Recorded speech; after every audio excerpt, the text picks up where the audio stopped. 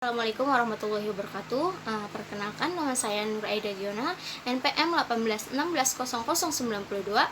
Saya dari PGSD 6B. Di sini saya akan menjelaskan, memaparkan pemahaman saya mengenai bab 1, bab 2, dan bab 3 di pembelajaran simulasi yang diampu oleh Bapak Rido. Terima kasih.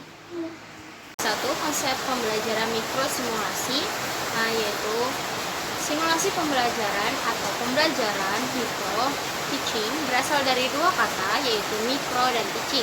Mikro yang berarti kecil, terbatas, dan sempit, sedangkan teaching berarti mendidik atau mengajar. Jadi mikro teaching adalah salah satu pendekatan atau cara untuk melatih penampilan mengajar yang dilakukan secara mikro atau disederhanakan dalam waktu dan akomodasi yang terbatas atau miniatur mengajar. Tujuan pembelajaran mikro sebagai mata kuliah yang tak terpisahkan dari struktur kurikulum program pendidikan keguruan, memiliki tujuan dalam upaya memfasilitasi mahasiswa calon guru atau guru untuk menguasai, memiliki kompetensi yang diharapkan, seperti yang tertuang dalam Dadang Sukirman tahun 2012 halaman 33, yaitu 1. Mempersiapkan, membina, dan meningkatkan mutu guru agar dapat memenuhi standar kompetensi pedagogik, kepribadian, profesional, dan sosial. Yang kedua, untuk memfasilitasi, melatih, dan membina calon maupun para guru dalam hal keterampilan mengajar, teaching skill. Manfaatnya yaitu untuk memahami pembelajaran mikro sebagai salah satu pendekatan pembelajaran dalam rangka mempersiapkan meningkatkan keterampilan mengajar. Adapun karakteristiknya yaitu bentuk penyederhanaan dalam pembelajaran mikro tersebut merupakan ciri khas atau karakteristik utama dari pembelajaran mikro sesuai dengan sebutan mikro, yaitu situasi dan kondisi pembelajaran yang disederhanakan atau dirancang dalam kecil. Sebagai suatu pendekatan pembelajaran, penyederhanaan melalui pembelajaran mikro ini dianggap cukup penting. Adapun prinsip pembelajaran mikro yaitu prinsip perhatian dan motivasi, yaitu suatu aturan atau ketentuan untuk memusatkan pikiran dan seluruh kekuatan energi untuk tertuju dan disalurkan pada kegiatan pembelajaran. Yang kedua adalah proses kegiatan yang aktif, baik aktivitas pikiran, fisik, sosial, maupun emosional. Belajar pada dasarnya adalah proses aktivitas, bahkan dalam kehidupan sehari-hari sering kita dengar hidup adalah perbuatan atau aktivitas.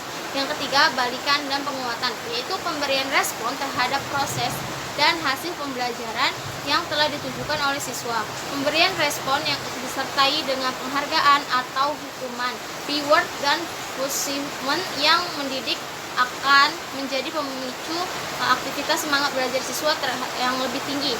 Yang keempat, tantangan, yaitu pemberian stimulus yang dengan stimulus tersebut siswa akan tertantang sehingga muncul keinginan untuk mencoba melakukan aktivitas maupun bekerja untuk menjawab atau menghadapi tantangan tersebut. Yang terakhir, perbedaan individual. Setiap siswa memiliki karakteristik berbeda-beda. Oleh karena itu, pembelajaran kalaupun tidak bisa seutuhnya menyesuaikan dengan karakteristik setiap siswa. Selanjutnya itu ada di bab 2, yaitu metodologi pembelajaran, di mana pembelajaran dalam kurikulum 2013 menurut panduan teknis kurikulum 2013 sekolah dasar tahun 2013 halaman 9, pembelajaran dalam kurikulum 2013 bercirikan 1. Tematik terpadu. Pembelajaran yang tematik terpadu adalah pembelajaran terpadu yang menggunakan tema. Pembelajaran tersebut memberikan pengalaman bermakna kepada siswa secara utuh dalam pelaksanaannya pelajaran yang diajarkan oleh guru di sekolah dasar, diintegrasikan melalui tema-tema yang telah diterapkan. Kedua, pendekatan saintifik. Dalam pembelajaran di sekolah dasar, mulai dari kelas 1 sampai kelas 6, pendekatan saintifik adalah pembelajaran yang mendorong anak untuk melakukan keterampilan ilmiah seperti mengamati, menanya, mengumpulkan informasi, mengasosiasi, dan mengkomunikasikan. Anaklah harus aktif dalam melakukan keterampilan ilmiah di atas, bukan guru. Itu landasan filosofis kurikulum 2013 Undang-Undang Nomor 20 Tahun 2003 tentang Sistem Pendidikan Nasional pada pasal 1/1. Yang kedua, landasan yuridis kurikulum 2013 Permendikbud Nomor 71 Tahun 2013 tentang buku teks pelajaran atau buku panduan guru untuk pendidikan sekolah dasar dan menengah.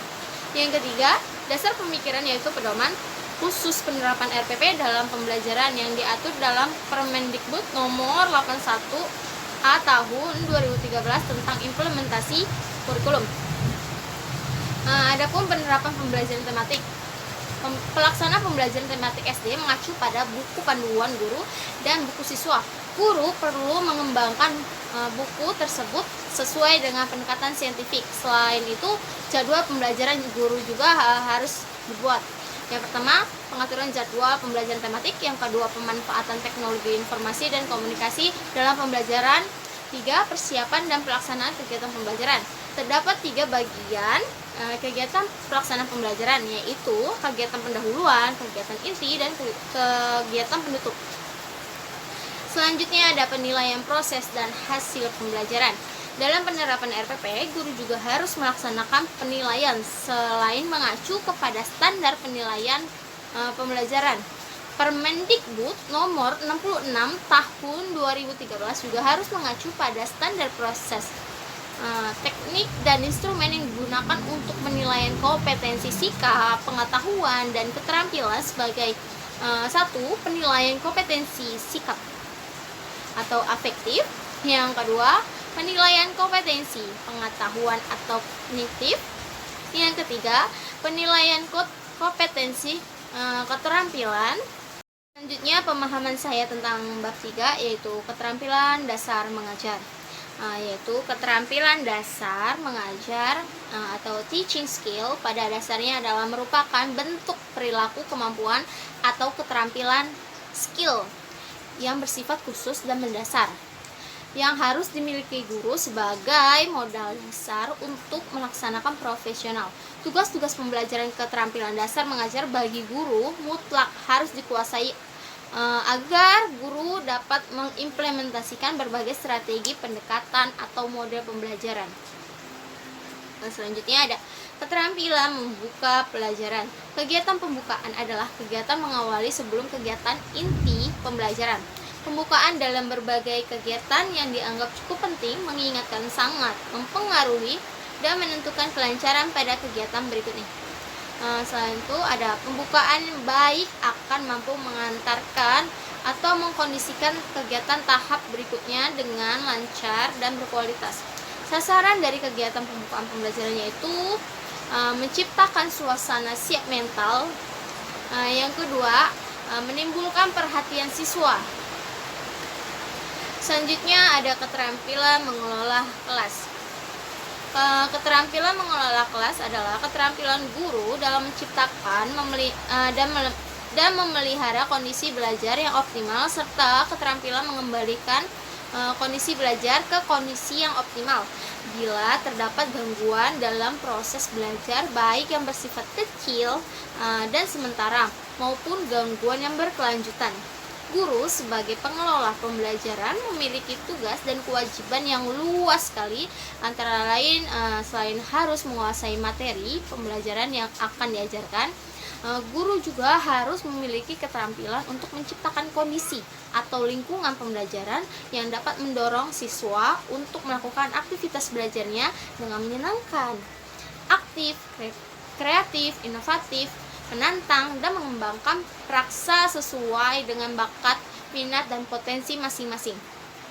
Selanjutnya ada keterampilan menggunakan media atau alat.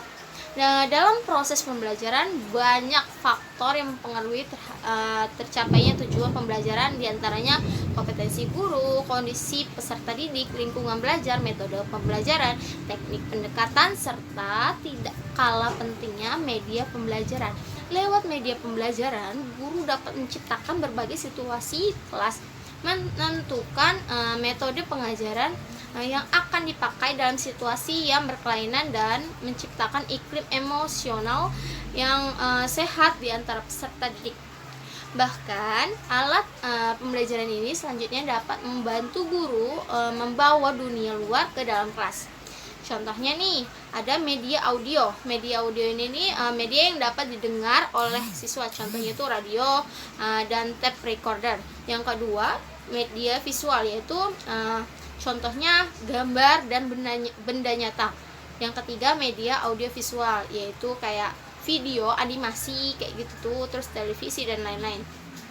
Tujuannya agar proses pembelajaran yang sedang berlangsung dapat berjalan dengan tepat guna dan berdaya guna.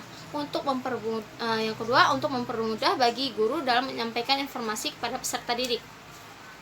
Selanjutnya ada keterampilan menjelaskan, di mana proses penyajian informasinya secara lisan yang terorganisir dengan sistematis atau runtun untuk menunjukkan bahwa ada hubungan antara satu pesan dengan pesan yang lain, sehingga tercapailah suatu pemahaman yang utuh yang ingin diinginkan. Selanjutnya ada keterampilan variasi stimulus, di mana upaya guru untuk memberikan stimulus pembelajaran secara beragam atau variasi, sehingga memungkinkan siswa dapat merespon melalui alat indera dan cara yang berbeda untuk mendapat pengalaman belajar secara lebih luas dan mendalam. Melalui stimulus, misalnya pesan pembelajaran yang dapat didengar, dilihat, diraba, dan dicium, maka selain memperkaya informasi, siswa juga proses pembelajarannya akan dapat berjalan secara sistematis dan tidak bosan gitu. Terus keterampilan bertanya, di mana kecakapan atau kemampuan seseorang pertanyaan untuk meminta keterangan atau penjelasan dari orang lain atau pihak yang menjadi lawan bicara. Selanjutnya ada keterampilan memberi penguatan, di mana segala bentuk respon yang merupakan bagian dari modifikasi tingkah laku guru terhadap tingkah laku siswa yang bertujuan untuk memberikan informasi atau umpan balik atas perbuatan atau respon siswa. Segitu saja pemahaman saya mengenai bab 1, 2, dan 3. Apabila ada kekurangan atau kesalahan, saya mohon maaf sebesar-besarnya. Kepada Allah saya mohon ampun. Wassalamualaikum warahmatullahi wabarakatuh.